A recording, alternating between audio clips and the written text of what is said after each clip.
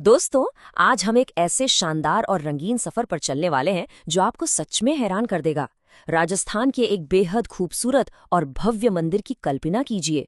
यहाँ आज के मॉडर्न एंटरप्रेन्योर्स सिर्फ हाथ जोड़कर प्रार्थना करने नहीं आते, बल्कि वो सीधा अपनी लीगल पार्टनरशिप डीड लेकर आते हैं। है ना कमाल की बात? तो अब सवाल ये उठता है कि ये भगवान है या फिर सीधे सीधे एक बिजनेस पार्टनर। मैं आपको एक बहुत ही दिलचस्प आंकड़ा बताता हूँ। हाल ही में एनडीटीवी की एक रिपोर्ट आई थी जिसने सबके होश उड़ा दिए। आप यकीन मानेंगे, सिर्फ एक बार दान पेटी खुली और उसमें से 23 करोड़ रुपए कैश, जी हाँ, करोड़ों डॉलर्स, और साथ में पूरा 1 किलो सोने का बिस्किट निकला। मतलब साफ है, लोग यहाँ सिर्फ दान नहीं दे रहे हैं, बल्कि वो इस डिवाइन पार्टनरशिप में बहुत बड़ा इन्वेस्टमेंट कर रहे हैं। अब आप सोच रहे होंगे कि आखिर इतनी बड़े साम्राज्य की शुरुआत हुई कैसे। चलिए जरा इतिहास के रहस्यमयी पन्नों को पलटते हैं। जरा सोचिए, एक अंधेरी रात और एक गूंजती हुई आवाज, मुझे बाहर निकालो, मैं हजारों लोगों का भाग्य बदलने आया हूं। 1840 में एक रहस्यमय सपने में गूंजे ये वो जादुई शब्द थे जिन्होंने सब कुछ बदल कर रख दिया। आइए 1840 के इस रहस्यमय सपने की गहराई में चलते हैं। साल 1840 की वो रात कोई आम रात नहीं थी।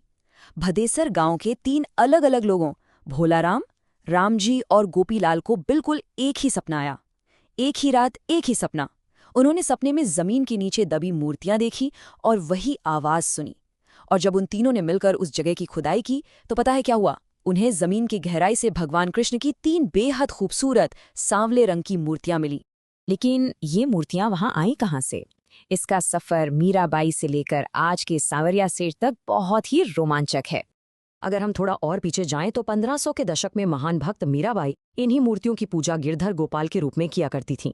फिर 1600 के दशक की आखिर में जब मुगल सम्राट औरंगजेब के आक्रामक हमले बढ़ गए तो संत दयाराम जी ने इन्हें बचाने के लिए बड़ी ही चतुराई से जमीन में छुपा दिया। और 1840 में जब तक वो सपना नहीं आया, ये मूर्तियां वहीं सुरक्षित रहीं। आज के समय की बात करें तो 1992 में श्री सांवरिया जी मंदिर अधिनियम बनाकर इस पूरी ऐतिहासिक धरोहर को आधुनिक कानून के तहत सुरक्षित कर लिया गया है। अब यहाँ एक बड़ा दिलचस्प सवाल है, सांवले श्याम अचानक सेठ कैसे बन गए? इसका जवाब एक बहुत ही प्यारी और भावुक कथा में छिपा है। आपने सुदामा की कहानी तो सुनी होगी। जब कृष्ण के बचपन के दोस्त सुदामा भयंकर गरीबी का सामना कर रहे थे तो कृष्ण उन्हें दान लेने के अपमान से बचाना चाहते थे। इसीलिए भगवान कृष्ण ने सांवले शाह नाम के एक बेहद अमीर व्यापारी का रूप लिया। वो अनाज और खजाने से भरी गाड़ियां लेकर पहुंच गए और सुदामा के पूरे गांव को लगातार 10 दिनों तक भोजन कराया। देखिए, हमारे समाज में सेठ उसे कहते हैं जो बहुत पैसे वाला हो और मुश्किल वक्त में बिना किसी शर्त के एक मजबूत आर्थिक सहारा बने। इस एक खूबसूरत कहानी ने भगवान की पहचान हमेशा के लिए बदल दी। अब वो सिर्फ दूर बैठे भगवान नहीं रहे, बल्कि मुसीबत में फंसे लाखों व्यापारियों के लिए एक भरोसेमंद फाइनेंशियल बैकर और बिजनेस पार्टनर बन गए।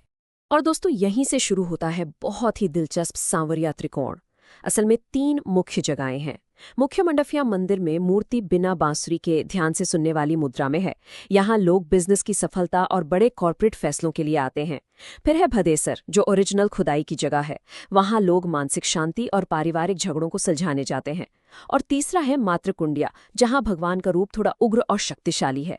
यहाँ मन्नतें मांगी जाती हैं कोर्ट केस जीतने और दुश्मनों को हराने की। मतलब हर एक मंदिर आपकी एक बिल्कुल अलग मनोवैज्ञानिक और प्रैक्टिकल जरूरत को पूरा करता है।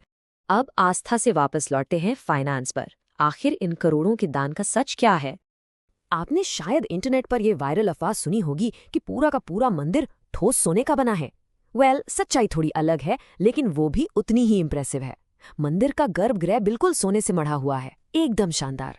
लेकिन जो अरबों का फंड आता है उसे 1992 के एक्ट के तहत एक ट्रस्ट बहुत ही सख्त कानूनी तरीके से मैनेज करता है।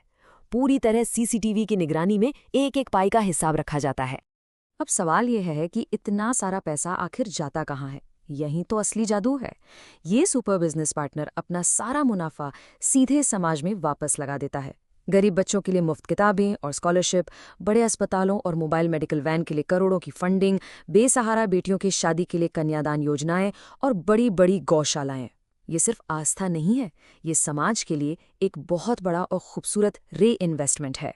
लेकिन इस सब के बीच कुछ ऐसे चमत्कार और अनसुलझे रहस्य भी हैं जो आपको सोचने पर मजबूर कर देंगे। जब रात होती है और मंदिर के भारी दरवाजे बंद हो जाते हैं, तब कुछ ऐसा होता है जिसे विज्ञान भी नहीं समझा सकता। कहा जाता है कि बिजनेस में टॉप पर पहुंचने के लिए एक बेहद गुप्त बीज मंत्र है, जो केवल कुछ चुने हुए और परखे हुए भक्तों को ही मिलता है। ये आपको किसी यूट्यूब वीडियो या किताब में बिल्कुल नहीं मिलेगा। और तो और, एकदम खाली गर्भगृह में रात के समय एक रहस्यमय नीली रोशनी चमकती है और सन्नाटे में अजीब सी आध्यात्मिक ध्वनि तरंगे गूंजती हैं। ये सब सच में रोंगटे खड़े कर देने वाला है। इन सब बातों से एक बहुत ही गहरा सवाल खड़ा होता है, क्या आस्था को बेचा जा सकता है? इस सवाल का जवाब सांवरिया सेठ से सिर्फ 30 किलोमीटर दूर आली शनि मंदिर में मिलता है। इस मंदिर में औषधीय तेल के बड़े बड़े कुंड हैं जो स्किन की गंभीर से गंभीर बीमारियों को ठीक कर देते हैं।